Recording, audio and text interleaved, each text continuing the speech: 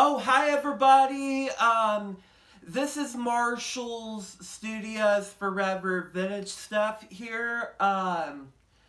Marshall's Studios Forever Vintage Stuff is taping you from a live audience today.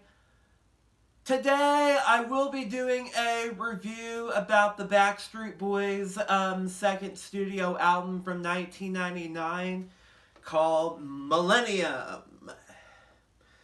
This is the second studio album from the Backstreet Boys. I really love this album so much. It's kind of addicted. It never gets old for me, and for first of all, the Backstreet Boys had had made this album by very late in 1998.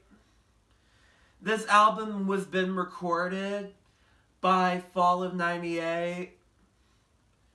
And for first of all,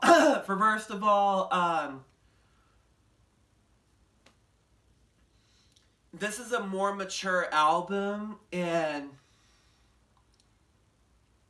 for the reason, and I do remember,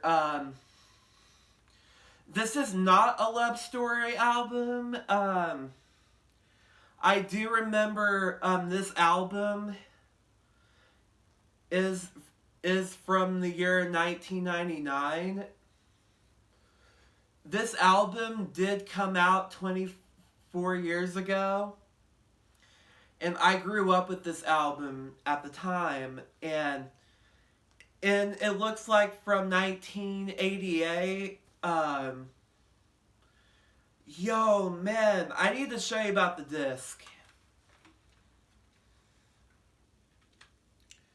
Yo, this is so awesome, everybody. For first of all, this Millennium CD I kind of grew up with, and I do remember growing up with this album, and it brought back memories from 24 years ago, and the songs, what the Backstreet Boys actually did, recorded, a lot of things, before they recorded this album, I do remember when,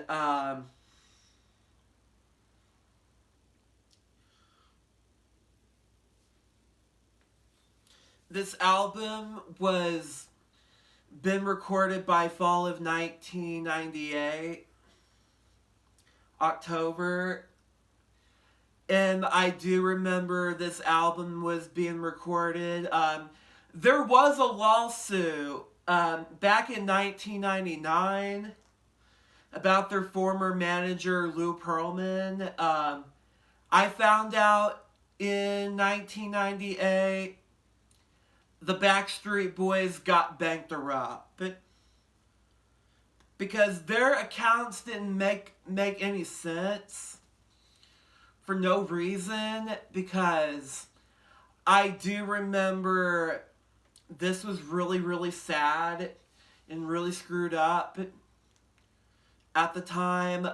Lou Pearlman,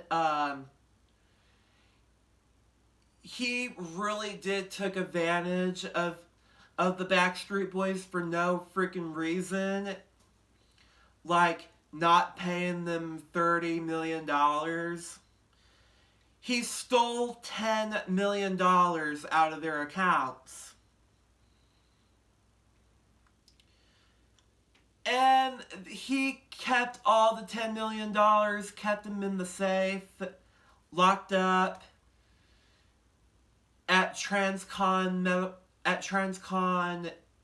Records. Lou J. Pearlman was a conduct. He was a bad man. He was a deadbeat manager who really treat the Backstreet Boys like they were puppets. on the Backstreet's Back tour, they made them work real hard. And they made them dry and wore out. What the heck, man?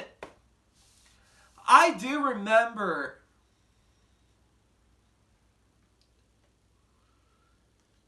Nick Carter from the Backstreet Boys. He got taken advantage of. I knew there were a lot of sad things that did happen, like number one, Brian Luttrell was going through open heart surgery. Number two, Howie DeRoe lost his older sister from lupus. Number three, Kevin and Brian technically did lost their grandfather that year, and AJ was been going through a very painful breakup with his ex-girlfriend. Nick Carter technically got taken advantage by Lou Pearlman.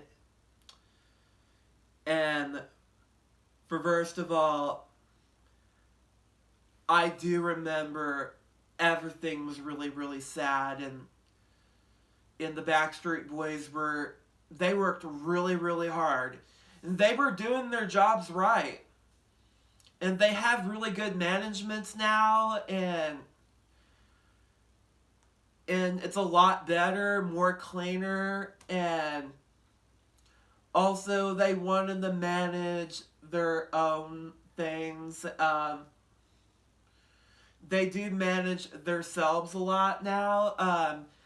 I found out Johnny Wright and his ex-wife, Donna Wright, they got fired back in '98 because they were defending Lou Pearlman's deals, and because Johnny Wright was really, really disrespect, like betraying the Backstreet Boys as their manager and going with NSYNC. And I do remember, because I really love the Backstreet Boys. I grew up with NSYNC.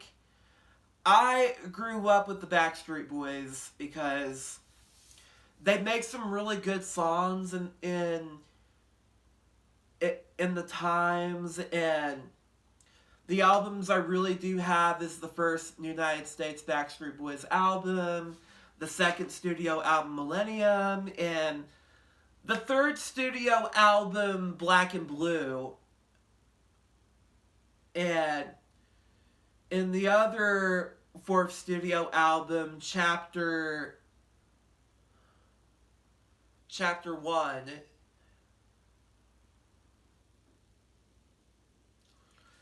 I really don't have Never Gone and Unbreakable. Well, everybody, if I ever find the Never Gone album and